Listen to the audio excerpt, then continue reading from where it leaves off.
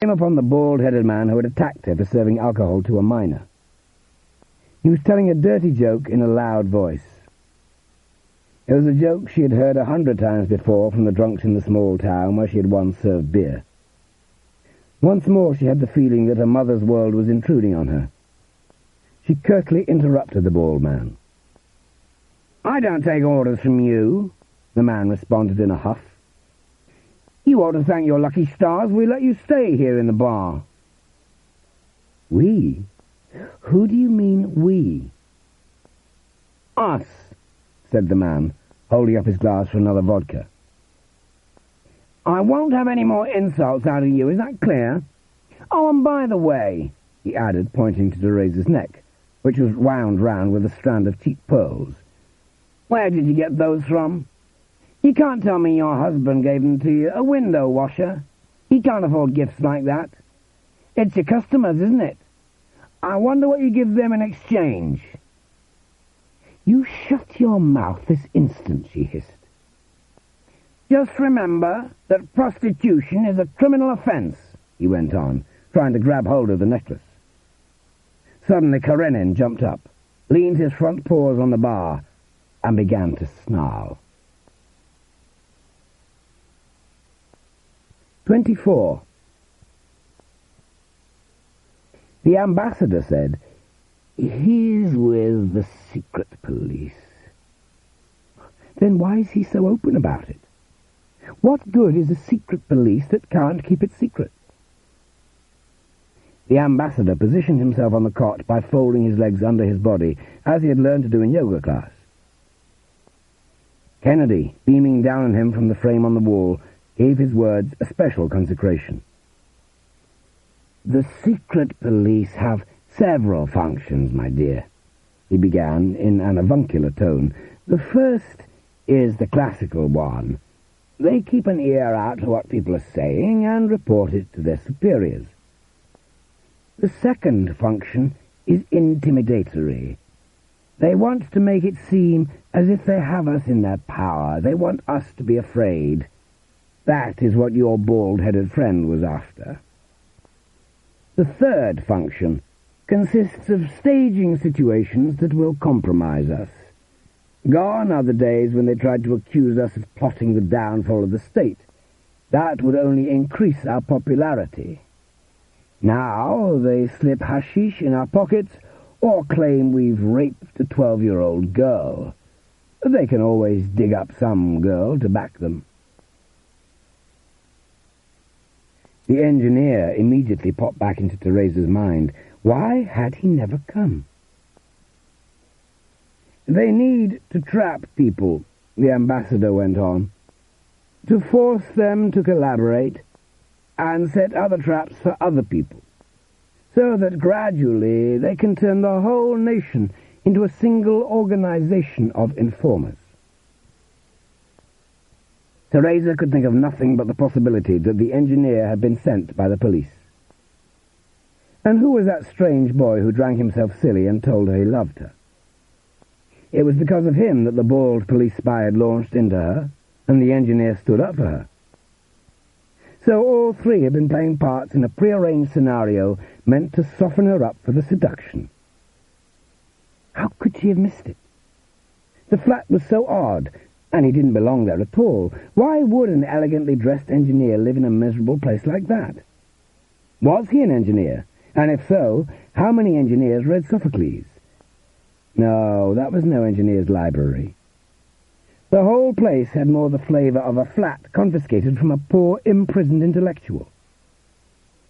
Her father was put in prison when she was 10, and the state had confiscated their flat and all her father's books. Who knows to what use the flat had been then put? Now she saw clearly why the engineer had never returned. He had accomplished his mission. What mission? The drunken undercover agent had inadvertently given it away when he said, "Just remember that prostitution is a criminal offence." Now that self-styled engineer would testify that she had slept with him and demanded to be paid. They would threaten to blow it up into a scandal, unless she agreed to report on the people who got drunk in her bar. "Don't worry," the ambassador comforted her. "Your story doesn't sound the least bit dangerous." "I suppose it doesn't," she said in a tight voice, as she walked out into the Prague night with Karenin. 25. People usually escape from their troubles into the future. They draw an imaginary line across the path of time, a line beyond which their current troubles will cease to exist.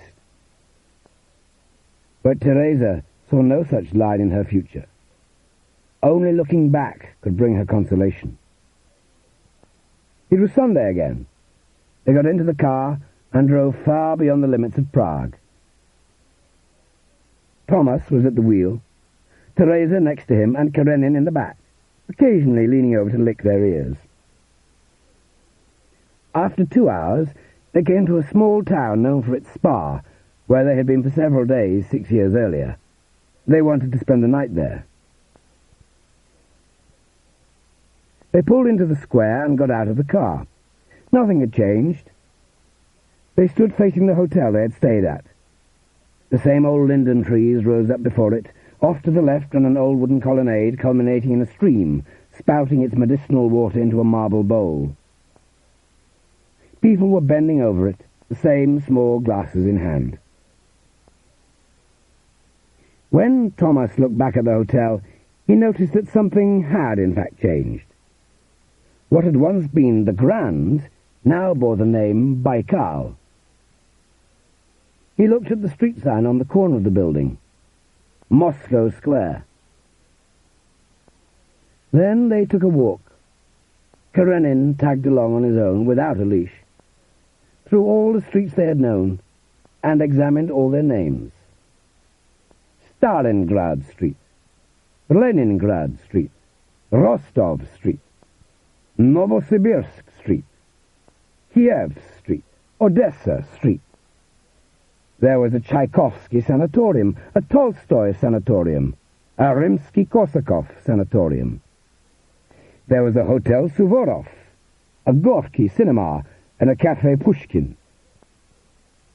All the names were taken from Russian geography, from Russian history. Teresa suddenly recalled the first days of the invasion. People in every city and town had pulled down the street signs. Signposts had disappeared. Overnight, the country had become nameless.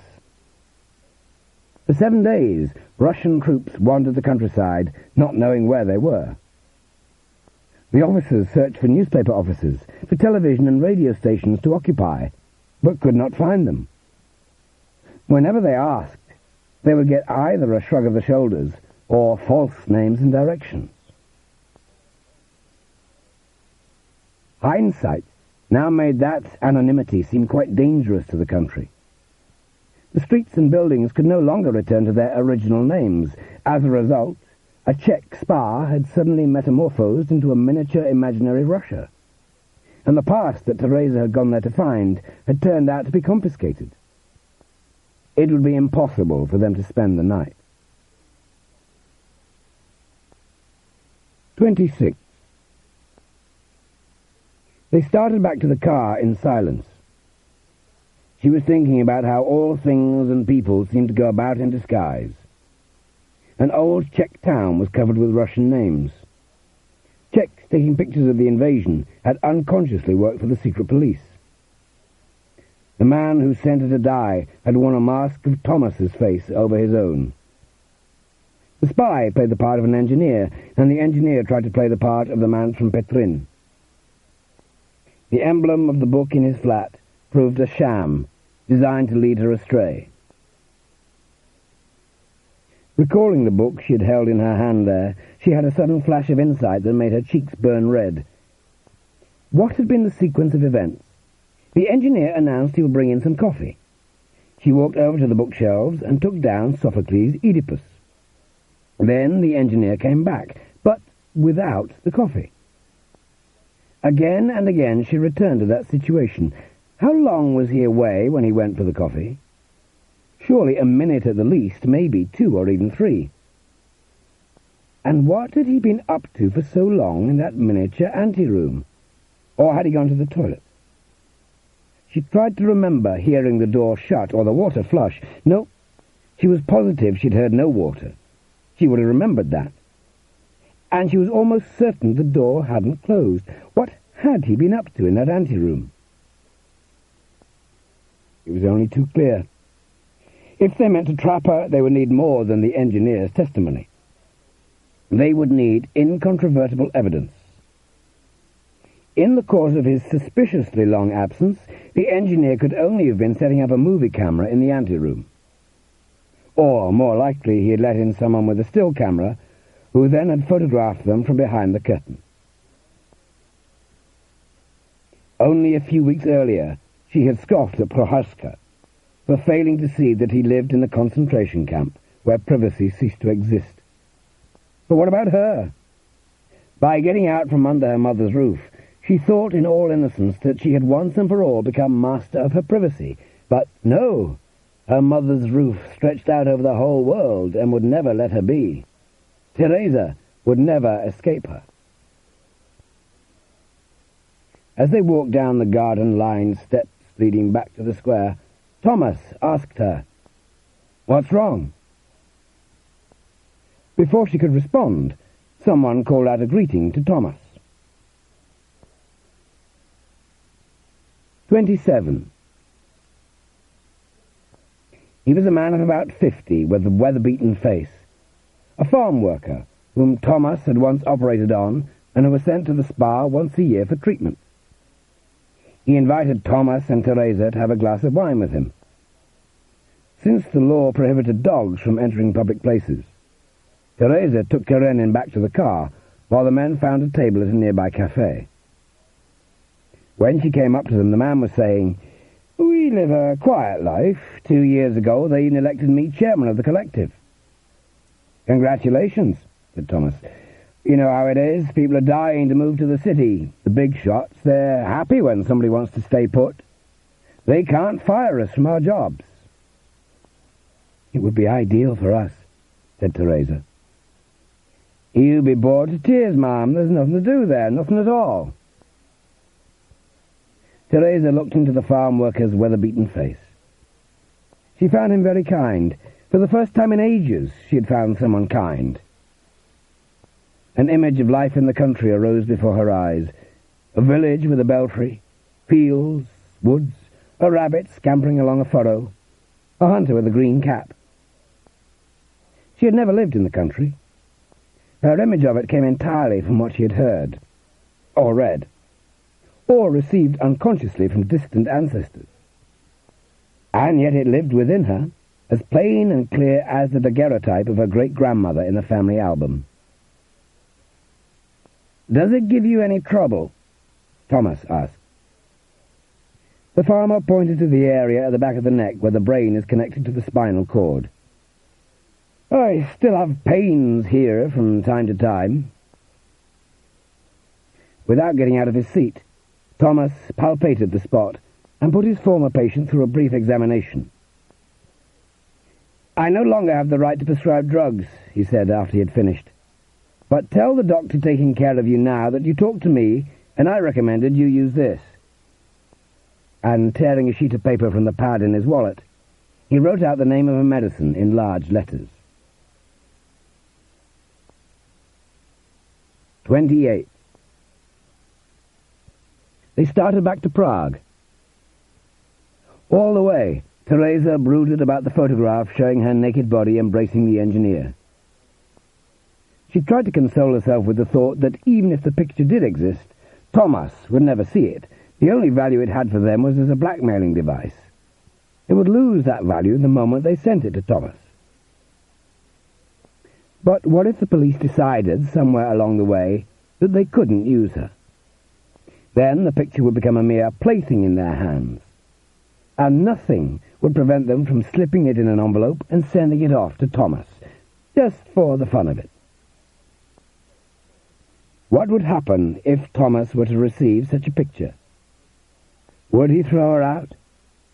Perhaps not. Probably not. But the fragile edifice of their love would certainly come tumbling down. for that edifice rested on the single column of her fidelity, and loves are like empires. When the idea they are founded on crumbles, they too fade away. And now she had an image before her eyes. A rabbit scampering along a furrow, a hunter with a green cap, and the belfry of a village church rising up over the woods.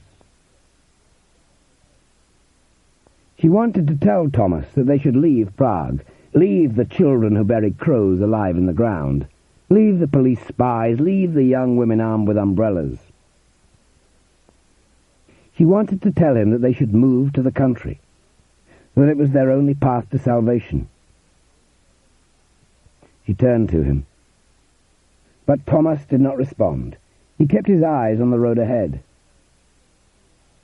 Having thus failed to scale the fence of silence between them, she lost all courage to speak. She felt as she had felt when walking down Petrin Hill. Her stomach was in knots, and she thought she was going to be sick. She was afraid of Thomas. He was too strong for her. She was too weak. He gave her commands that she could not understand. She tried to carry them out, but did not know how. She wanted to go back to Petrin Hill and ask the man with the rifle to wind the blindfold around her eyes and let her lean against the trunk of the chestnut tree. She wanted to die. 29. Waking up, she realized she was at home alone. She went outside and set off in the direction of the embankment. She wanted to see the Vltava. She wanted to stand on its banks and look long and hard into its waters, because the sight of the flow was soothing and healing. The river flowed from century to century, and human affairs played themselves out on its banks. Play themselves out to be forgotten the next day, while the river flows on. Leaning against the balustrade, she peered into the water. She was on the outskirts of Prague, and the Vltava had already flowed through the city, leaving behind the glory of the castle and churches. Like an actress after a performance, it was tired and contemplative.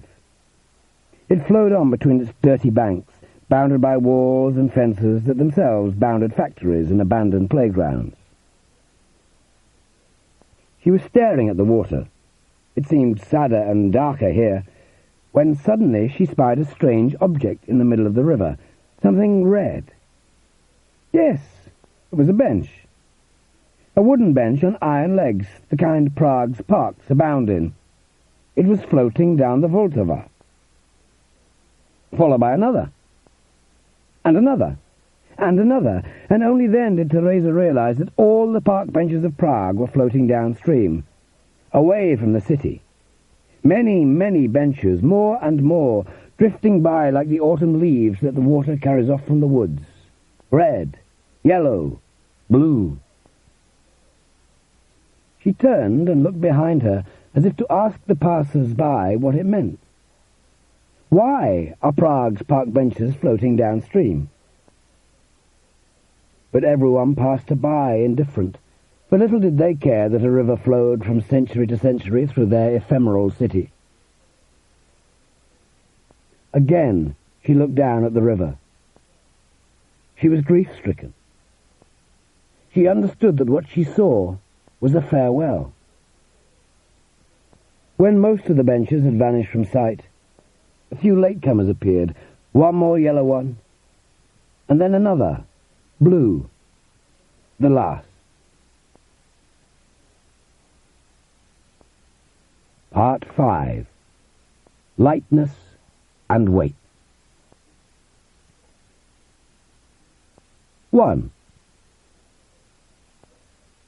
When Teresa unexpectedly came to visit Thomas in Prague, he made love to her, as I pointed out in Part 1, that very day, or rather that very hour. But suddenly thereafter she became feverish.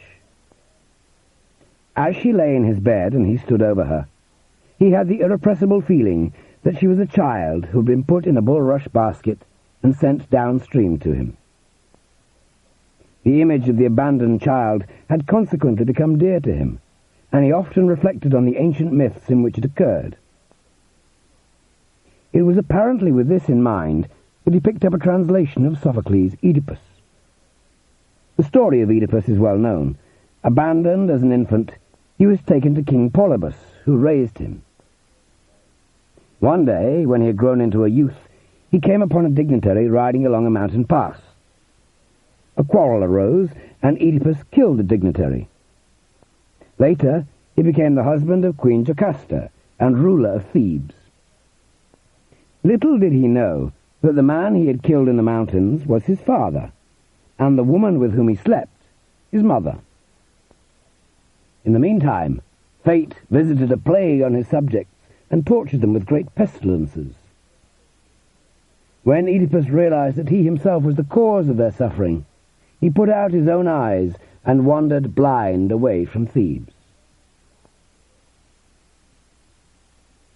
2.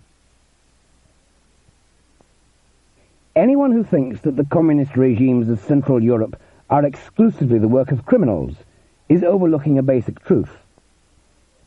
The criminal regimes were made not by criminals, but by enthusiasts, convinced they had discovered the only road to paradise. They defended that road so valiantly that they were forced to execute many people. Later it became clear that there was no paradise, that the enthusiasts were therefore murderers. Then everyone took to shouting at the communists, "You're the ones responsible for our country's misfortunes." It had grown poor and desolate. For its loss of independence. It had fallen into the hands of the Russians. For its judicial murders. And the accused responded, "We didn't know. We were deceived. We were true believers. Deep in our hearts, we are innocent." In the end, the dispute narrowed down to a single question. Did they really not know, or were they merely making believe? Thomas followed the dispute closely, as did his 10 million fellow Czechs, and was of the opinion that while there had definitely been communists who were not completely unaware of the atrocities, they could not have been ignorant of the horrors that had been perpetrated and were still being perpetrated in post-revolutionary Russia. It was probable that the majority of the communists had not, in fact, known of them. But, he said to himself, whether they knew or didn't know is not the main issue. The main issue is whether a man is innocent because he didn't know. Is a fool on the throne relieved of all responsibility merely because he is a fool? Let us concede that a Czech public prosecutor in the early 50s, who called for the death of an innocent man, was deceived by the Russian secret police and the government of his own country. But now that we all know the accusations to have been absurd and the executed to have been innocent, how can that self-same public prosecutor defend his purity of heart by beating himself on the chest and proclaiming, "My conscience is clear, I didn't know. I was a believer"? Isn't his "I didn't know, I was a believer" at the very root of his irreparable guilt? It was in this connection that Thomas recalled the tale of Oedipus. Oedipus did not know he was sleeping with his own mother, yet when he realized what had happened, he did not feel innocent. Unable to stand the sight of the misfortunes he had wrought by not knowing, he put out his eyes and wandered blind away from Thebes. When Thomas heard communists shouting in defense of their inner purity, he said to himself, "As a result of your not knowing, this country has lost its freedom, lost it for centuries perhaps, and you shout that you feel no guilt. How can you stand the sight of what you've done? How is it you aren't horrified? Have you no eyes to see? If you had eyes, you would have to put them out and wander away from Thebes." The analogy so pleased him that he often used it in conversation with friends, and his formulation grew increasingly precise and elegant. Like all intellectuals at the time, He read a weekly newspaper published in 300,000 copies by the Union of Czech Writers. It was a paper that had achieved considerable autonomy within the regime and dealt with issues forbidden to others. Consequently, it was the writers' paper that raised the issue of who bore the burden of guilt for the judicial murders resulting from the political trials that marked the early years of communist power. Even the writers' paper merely repeated the same question. Did they know or did they not? Because Thomas found this question second-rate, he sat down one day, wrote down his reflections on Oedipus, and sent them to the weekly. A month later he received an answer, an invitation to the editorial offices. The editor who greeted him was short, but as straight as a ruler. He suggested that Thomas change the word order in one of the sentences. And soon the text made its appearance on the next to the last page in the letters to the editor section. Thomas was far from overjoyed. They had considered it necessary to ask him to the editorial offices to approve a change in word order, but then, without asking him, shortened his text by so much that it was reduced to its basic thesis, making it too schematic and aggressive. He didn't like it anymore. All this happened in the spring of 1968. Alexander Dubček was in power, along with those communists who felt guilty and were willing to do something about their guilt. But the other communists, the ones who kept shouting how innocent they were afraid that the enraged nation would bring them to justice. They complained daily to the Russian ambassador, trying to drum up support. When Thomas's letter appeared, they shouted, "See what things have come to! Now they're telling us publicly to put our eyes out." 2 or 3 months later, the Russians decided that free speech was inadmissible in their gubernia, and in a single night they occupied Thomas's country with their army.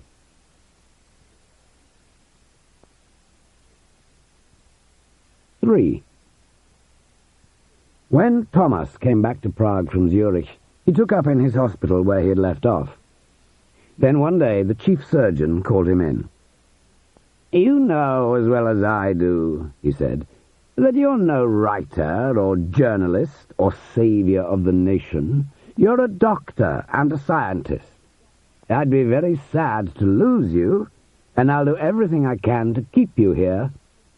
But you've got to retract that article you wrote about Oedipus. Is it terribly important to you?" "To tell you the truth," said Thomas, recalling how they had amputated a good third of the text, "it couldn't be any less important." "You know what's at stake," said the chief surgeon. He knew all right. There were two things in the balance: his honour, which consisted in his refusing to retract what he had said, and what he had come to call the meaning of his life, his work in medicine and research. The chief surgeon went on, "The pressure to make public retractions of past statements, there's something medieval about it. What does it mean, anyway, to retract what you've said? How can anyone state categorically that a thought he once had is no longer valid? In modern times, an idea can be refuted, yes, but not retracted. And since to retract an idea is impossible, merely verbal, formal sorcery, I see no reason why you shouldn't do as they wish. In a society run by terror, no statements whatsoever can be taken seriously. They are all forced, and it is the duty of every honest man to ignore them. Let me conclude by saying that it is in my interest, and in your patient's interest, that you stay on here with us." "You're right, I'm sure," said Thomas, looking very unhappy. "But—" the chief surgeon was trying to guess his train of thought. "I'm afraid I'd be ashamed." "Ashamed?" You mean to say you hold your colleagues in such high esteem that you care what they think? No, I don't hold them in high esteem, said Thomas. Oh, by the way, the chief surgeon added, you won't have to make a public statement, I have their assurance. They're bureaucrats. All they need is a note in their files to the effect that you've nothing against the regime. Then if someone comes and attacks them for letting you work at the hospital, they're covered. They've given me their word that anything you say will remain between you and them. They have no intention of publishing a word of it. Give me a week to think it over, said Thomas. And there the matter rested. 4. Thomas was considered the best surgeon in the hospital. Rumour had it that the chief surgeon, who was getting on towards retirement age, would soon ask him to take over. When that rumour was supplemented by the rumour that the authorities had requested a statement of self-criticism from him, no one doubted he would comply. That was the first thing that struck him. Although he had never given people cause to doubt his integrity, they were ready to bet on his dishonesty rather than on his virtue. The second thing that struck him was their reaction to the position they attributed to him. I might divide it into 2 basic types. The first type of reaction came from people who themselves, they or their intimates, had retracted something, who had themselves been forced to make public peace with the occupation regime, or were prepared to do so. Unwillingly, of course. No one wanted to do it. These people began to smile a curious smile at him, a smile he had never seen before. The sheepish smile of secret conspiratorial consent. It was the smile of 2 men meeting accidentally in a brothel, both slightly abashed. They are at the same time glad that the feeling is mutual, and a bond of something akin to brotherhood develops between them. Their smiles were all the more complacent because he had never had the reputation of being a conformist. His supposed acceptance of the chief surgeon's proposal was therefore further proof that cowardice was slowly but surely becoming the norm of behaviour and would soon cease being taken for what it actually was. He had never been friends with these people, and he realized with dismay that if he did in fact make the statement the chief surgeon had requested of him, they would start inviting him to parties, and he would have to make friends with them. The second type of reaction came from people who themselves, they or their intimates, had been persecuted, who had refused to compromise with the occupation powers, or were convinced they would refuse to compromise, to sign a statement, even though no one had requested it of them, for instance because they were too young to be seriously involved. One of the latter, Dr. S., a talented young physician, asked Thomas one day, "Well, have you written it up for them?" "What in the world are you talking about?" Thomas asked in return. "Why, your retraction," he said. There was no malice in his voice. He even smiled. One more smile from that thick herbal of smiles. The smile of smug moral superiority. "Tell me, what do you know about my retraction?" said Thomas. "Have you read it?" "No," said S. "Then what are you babbling about?" Still smug, still smiling, S. replied, "Look, we know how it goes. You incorporate it into a letter to the chief surgeon or to some minister or somebody, and he promises it won't leak out and humiliate the author. Isn't that right?" Thomas shrugged his shoulders and let S. go on. "But even after the statement is safely filed away, the author knows that it can be made public at any moment. So from then on, he doesn't open his mouth, never criticizes a thing, never makes the slightest protest. The first peep out of him, and into print it goes, sullying his good name far and wide. On the whole, it's rather a nice method. One could imagine worse. "Yes, it's a very nice method," said Thomas. "But would you mind telling me who gave you the idea I'd agreed to go along with it?" S shrugged his shoulders, but the smile did not disappear from his face. And suddenly Thomas grasped a strange fact. Everyone was smiling at him. Everyone wanted him to write the retraction. It would make everyone happy. The people with the first type of reaction would be happy because, by inflating cowardice, he would make their actions seem commonplace and thereby give them back their lost honor.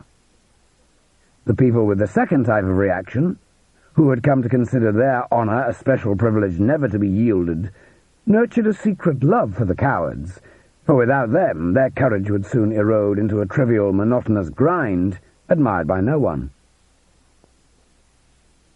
Thomas could not bear the smiles. He thought he saw them everywhere, even on the faces of strangers in the street. He began losing sleep. Could it be? Did he really hold those people in such high esteem? He had nothing good to say about them, and was angry with himself for letting their glances upset him so. It was completely illogical. How could someone who had so little respect for people be so dependent on what they thought of him? Perhaps his deep-seated mistrust of people, his doubts as to their right to decide his destiny and to judge him, had played its part in his choice of profession, a profession that excluded him from public display. A man who chooses to be a politician, say, voluntarily makes the public his judge, with the naive assurance that he will gain its favor. And if the crowd does express its disapproval, it merely goads him on to bigger and better things, much in the way Thomas was spurred on by the difficulty of a diagnosis. A doctor, unlike a politician or an actor, is judged only by his patients and immediate colleagues, that is, behind closed doors, man to man. Confronted by the looks of those who judge him, he can respond at once with his own look, to explain or defend himself. Now, for the first time in his life, Thomas found himself in a situation where the looks fixed on him were so numerous that he was unable to register them. He could answer them neither with his own look nor with words. He was at everyone's mercy. People talked about him inside and outside the hospital. It was a time when news about who betrayed, who denounced, and who collaborated spread through nervous Prague with the uncanny speed of a bush telegraph. Although he knew about it, he could do nothing to stop it. He was surprised at how unbearable he found it, how panic-stricken it made him feel. The interest they showed in him was as unpleasant as an elbowing crowd or the pawings of the people who tear our clothes off in nightmares. He went to the chief surgeon and told him he would not write a word. The chief surgeon shook his hand with greater energy than usual and said that he had anticipated Thomas's decision. "Perhaps you can find a way to keep me on even without a statement," said Thomas, trying to hint that a threat by all his colleagues to resign upon his dismissal would suffice. But his colleagues never dreamed of threatening to resign. And so, before long, the chief surgeon shook his hand even more energetically than the previous time. It was black and blue for days. He was forced to leave the hospital.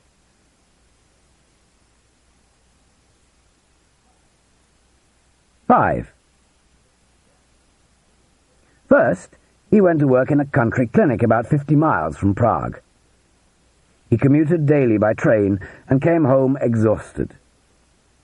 A year later, he managed to find a more advantageous but much inferior position at a clinic on the outskirts of Prague. There, he could no longer practice surgery and became a general practitioner. The waiting room was jammed, and he had scarcely 5 minutes for each patient. He told them how much aspirin to take, signed their sick leave documents, and referred them to specialists. He considered himself more civil servant than doctor. One day, at the end of office hours, he was visited by a man of about 50, whose portliness added to his dignity. He introduced himself as representing the Ministry of the Interior, and invited Thomas to join him for a drink across the street. He ordered a bottle of wine. "I have to drive home," said Thomas, by way of refusal. "I'll lose my license if they find I've been drinking." The man from the Ministry of the Interior smiled.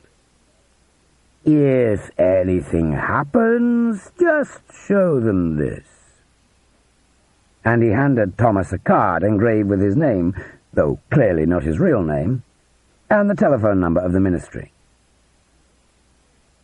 He then went into a long speech about how much he admired Thomas, and how the whole ministry was distressed at the thought of so respected a surgeon dispensing aspirin at an outlying clinic. He gave Thomas to understand that although he couldn't come out and say it, the police did not agree with drastic tactics like removing specialists from their posts.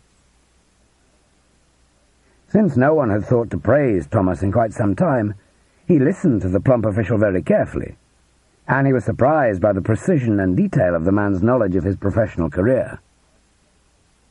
How defenseless we are in the face of flattery.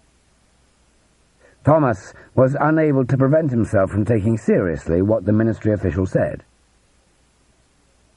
But it was not out of mere vanity. More important was Thomas's lack of experience. When you sit face to face with someone who is pleasant, respectful, and polite, you have a hard time reminding yourself that nothing he says is true, that nothing is sincere. Maintaining non-belief, constantly, systematically, without the slightest vacillation, requires a tremendous effort and the proper training. In other words, frequent police interrogations. Thomas lacked that training.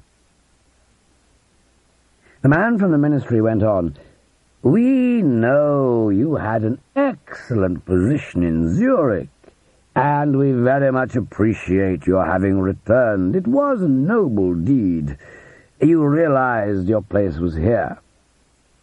And then he added, as if scolding Thomas for something, "But your place is at the operating table, too." "I couldn't agree more," said Thomas.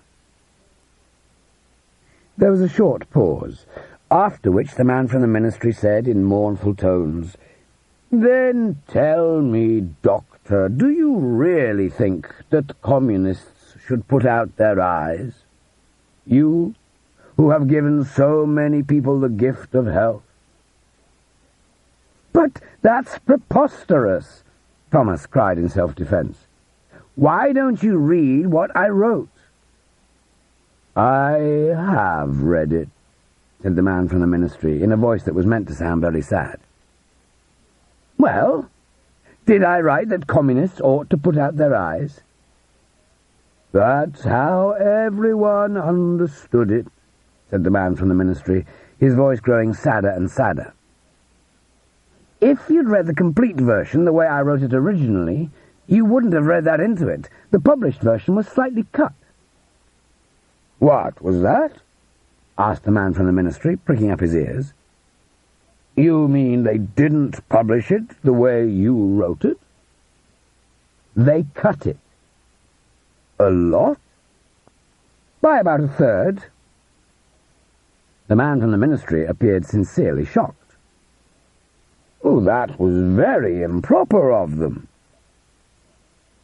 Thomas shrugged his shoulders. "You should have protested, demanded they set the records straight immediately." The Russians came before I had time to think about it. We all had other things to think about then. "But you don't want people to think that you, a doctor, wanted to deprive human beings of their right to see?" "Try to understand, will you? It was a letter to the editor buried in the back pages. No one even noticed it. No one but the Russian embassy staff, because it's what they look for. Don't say that. Don't think that. I myself have talked to many people who read your article and were amazed you could have written it. But now that you tell me it didn't come out the way you wrote it, a lot of things fall into place. Did they put you up to it? To writing it? No. I submitted it on my own. Do you know the people there? What people? The people who published your article. No. You mean you never spoke to them? They asked me to come in once in person. Why? About the article. And who was it you talked to? One of the editors. What was his name? Not until that point did Thomas realize that he was under interrogation. All at once he saw that his every word could put someone in danger. Although he obviously knew the name of the editor in question, he denied it. I'm not sure. Now, said the man in a voice dripping with indignation over Thomas's insincerity. You can't tell me he didn't introduce himself. It is a tragicomic fact that our proper upbringing has become an ally of the secret police. We do not know how to lie. The tell the truth imperative, drummed into us by our mammas and papas, functions so automatically that we feel ashamed of lying even to a secret policeman during an interrogation. It is simpler for us to argue with him or insult him, which makes no sense whatever, than to lie to his face, which is the only thing to do. When the man from the ministry accused him of insincerity, Thomas nearly felt guilty. He had to surmount a moral barrier to be able to persevere in his lie. I suppose he did introduce himself, he said, but because his name didn't ring a bell, I immediately forgot it. What did he look like? The editor who had dealt with him was a short man with a light brown crew cut. Thomas tried to choose diametrically opposed characteristics. He was tall, he said, and had long black hair. Aha, said the man from the ministry, and a big chin. That's right, said Thomas. A little stooped. That's right, said Thomas again, realizing that now the man from the ministry had pinpointed an individual. Not only had Thomas informed on some poor editor, but more important, the information he had given was false. And what did he want to see you about? What did you talk about? It had something to do with word order. It sounded like a ridiculous attempt at evasion, and again the man from the ministry waxed indignant at Thomas's refusal to tell the truth. First you tell me they cut your text by a third, then you tell me they talked to you about word order. Is that logical? This time Thomas had no trouble responding because he had told the absolute truth. It's not logical, but that's how it was. He laughed. They asked me to let them change the word order in one sentence, and then cut a third of what I had written. The man from the ministry shook his head, as if unable to grasp so immoral an act. That was highly irregular on their part. He finished his wine and concluded, You have been manipulated, Doctor. Used. It would be a pity for you and your patients to suffer as a result. We are very much aware of your positive qualities. We'll see what can be done. He gave Thomas his hand and pumped it cordially. Then each went off to his own car.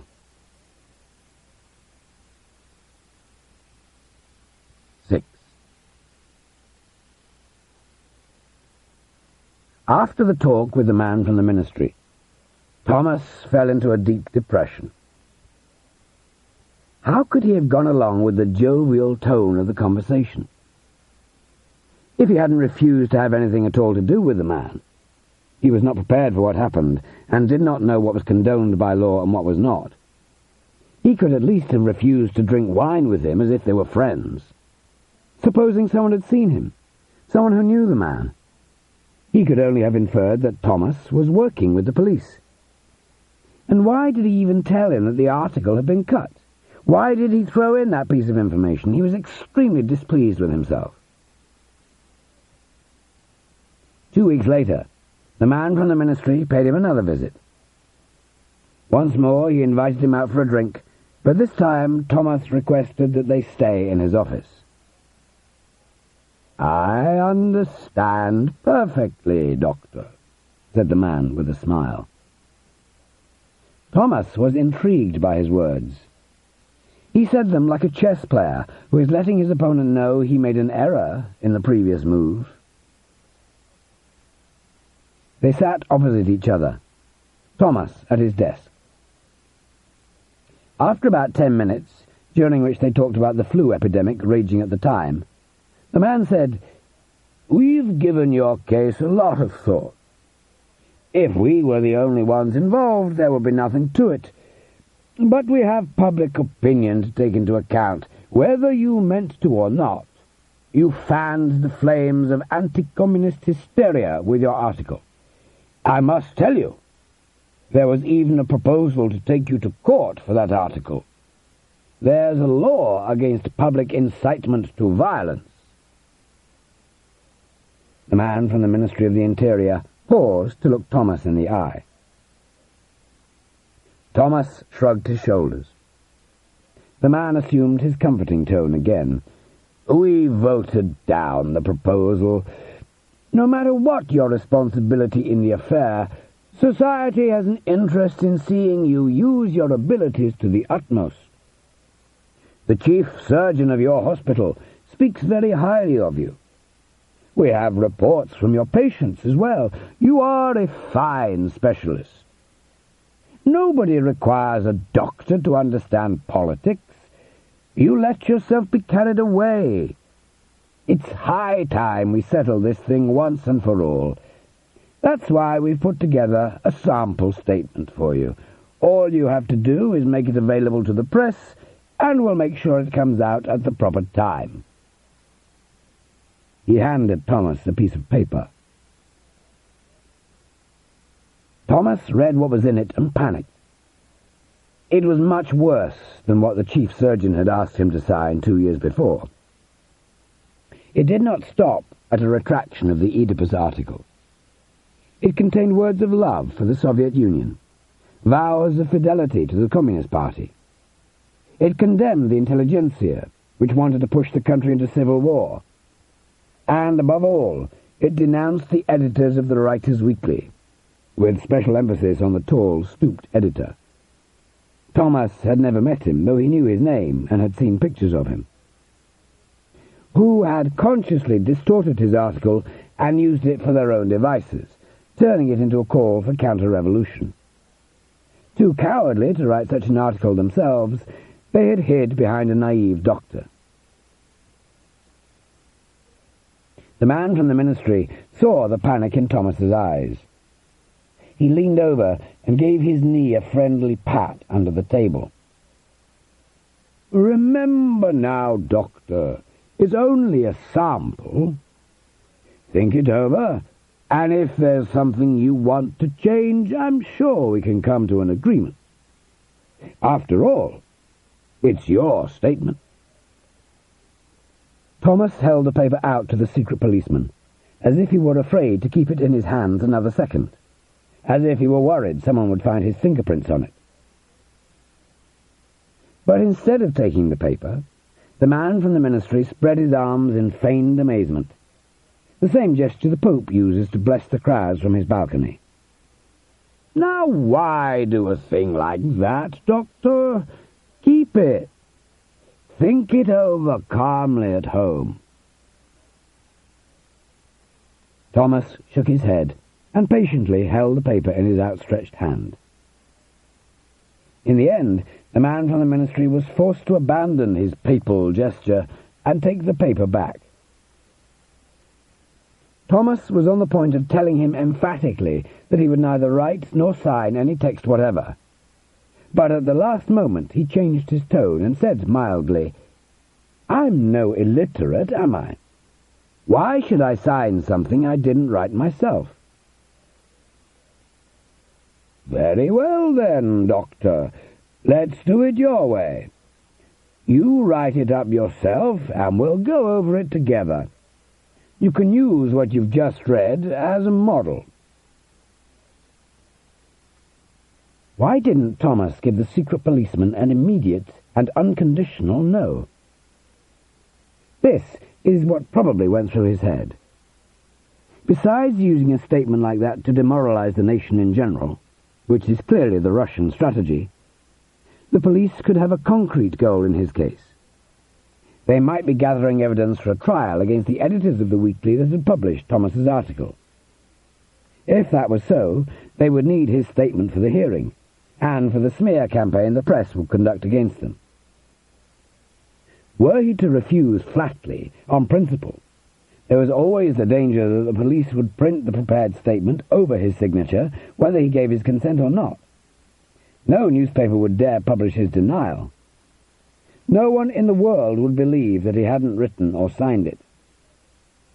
People derive too much pleasure from seeing their fellow man morally humiliated to spoil that pleasure by hearing out an explanation. By giving the police the hope that he would write a text of his own, he gained a bit of time.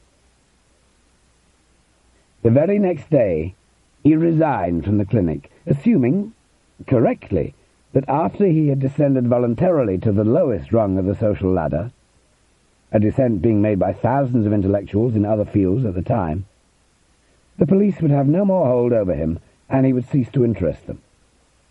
Once he had reached the lowest rung on the ladder, they would no longer be able to publish a statement in his name, for the simple reason that no one would accept it as genuine. Humiliating public statements are associated exclusively with the signatory's rise, not fall. But in Thomas's country, doctors are state employees, and the state may or may not release them from its service. The official with whom Thomas negotiated his resignation knew him by name and reputation, and tried to talk him into staying on. Thomas suddenly realized that he was not at all sure he had made the proper choice, but he felt bound to it by then by an unspoken vow of fidelity. So he stood fast. And that is how he became a window washer.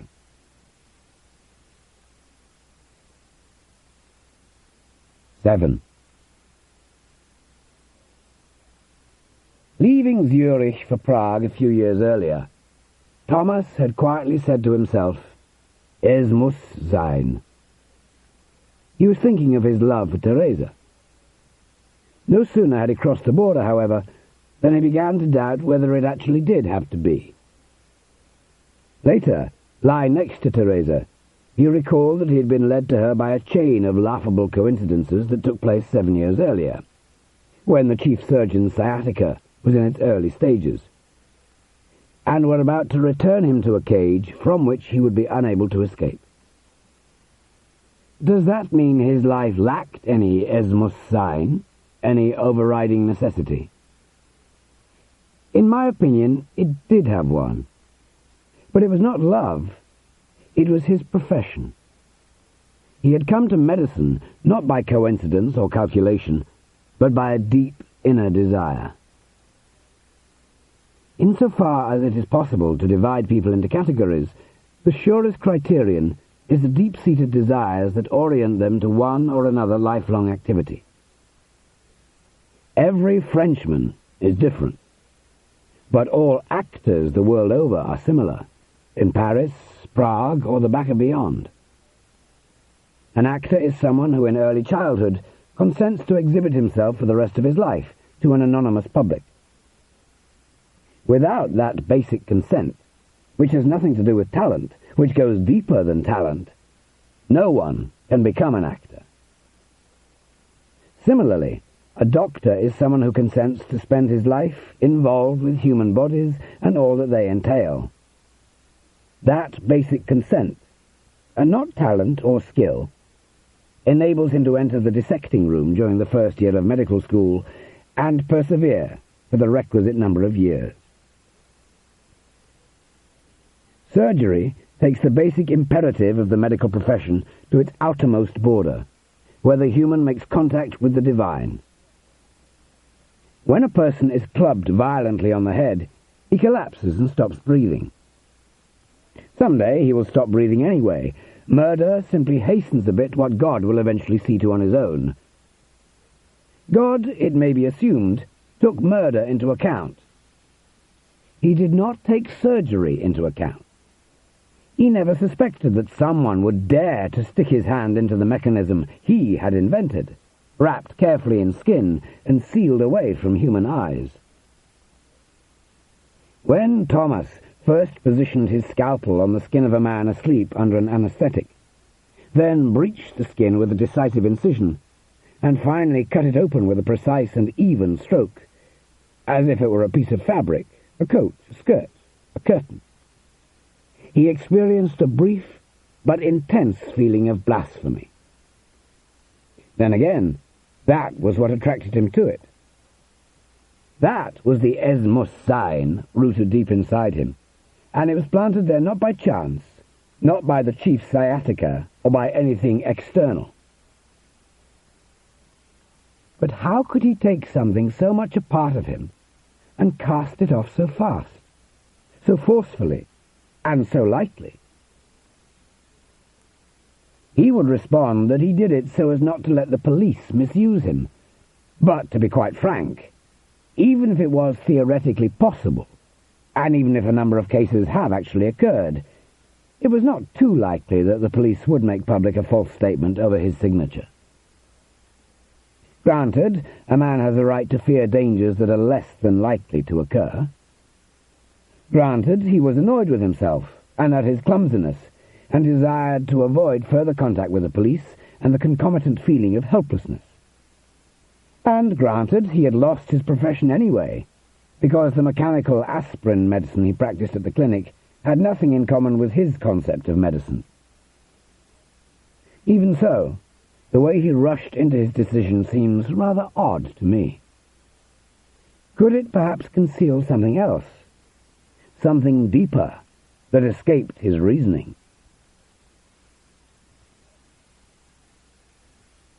8.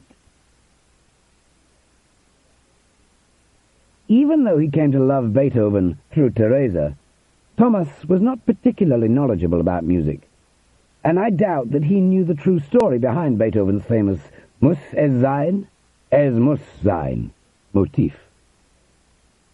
This is how it goes. A certain Dempscher owed Beethoven 50 florins, and when the composer, who was chronically short of funds, reminded him of the debt, Dempscher heaved a mournful sigh and said, "Muss es sein?" To which Beethoven replied with a hearty laugh, "Es muss sein," and immediately jotted down these words and their melody. On this realistic motif, he then composed a canon for 4 voices. 3 voices sing, "Es muss sein, ja, ja, ja, ja." It must be, yes, yes, yes, yes. And the 4th voice chimes in with, "Heraus mit dem Beutel." Out with the purse. A year later, the same motif showed up as the basis for the 4th movement of the last quartet, Opus 135. By that time, Beethoven had forgotten about Dempscher's purse. The words "Es muss sein" had acquired a much more solemn ring. They seemed to issue directly from the lips of fate. In Kant's language, even good morning, suitably pronounced, can take the shape of a metaphysical thesis. German is a language of heavy words. Es muss sein was no longer a joke. It had become der schwer gefasste Entschluss, the difficult or weighty resolution. So Beethoven turned a frivolous inspiration into a serious quartet, a joke into metaphysical truth. It is an interesting tale of light going to heavy, or as Parmenides would have it, positive going to negative. Yet, oddly enough, the transformation fails to surprise us. We would have been shocked, on the other hand, if Beethoven had transformed the seriousness of his quartet into the trifling joke of a four-voice canon about Dempster's purse. Had he done so, however, he would have been in the spirit of Parmenides and made heavy go to light, that is, negative to positive.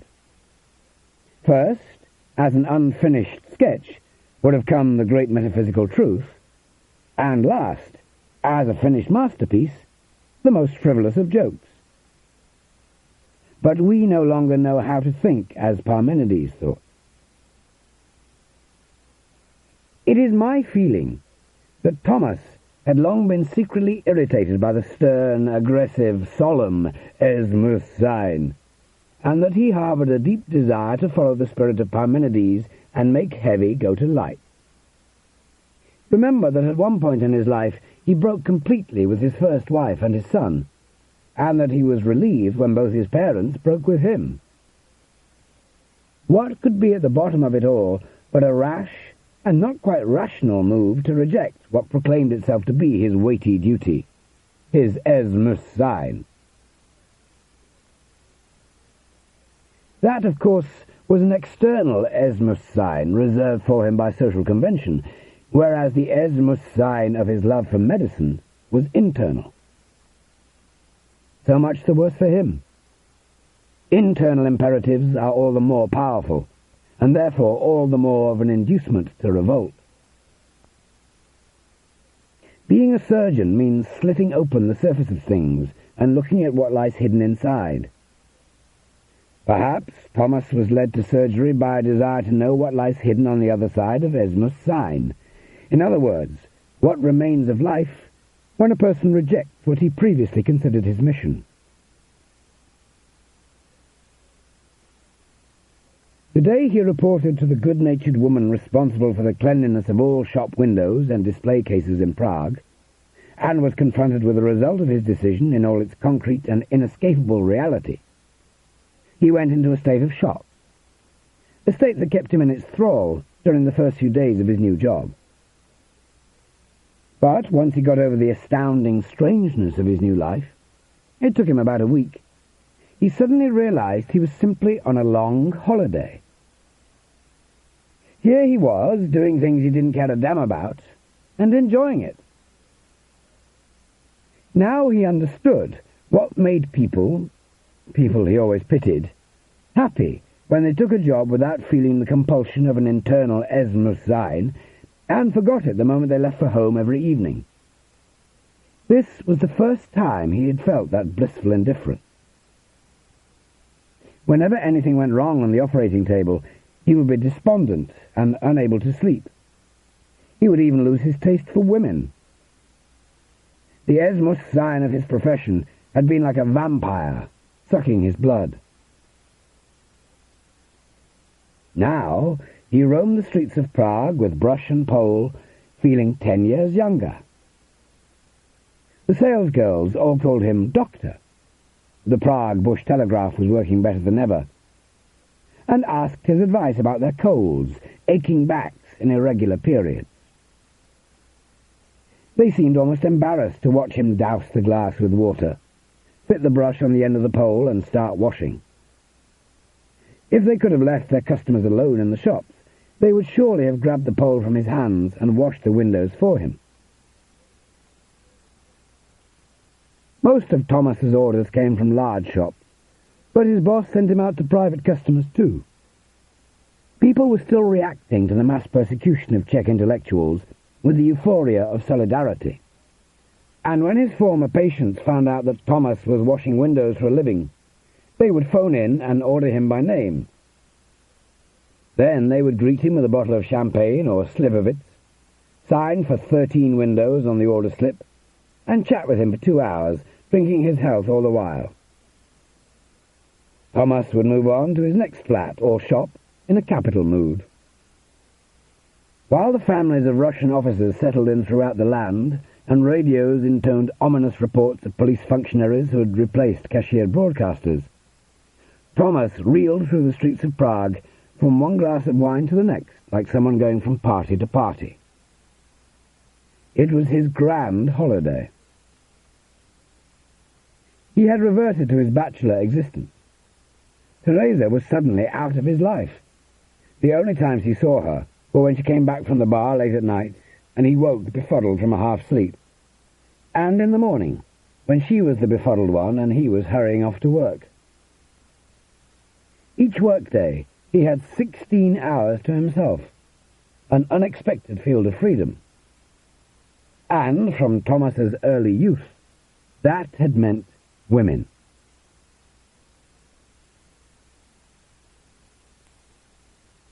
Nine.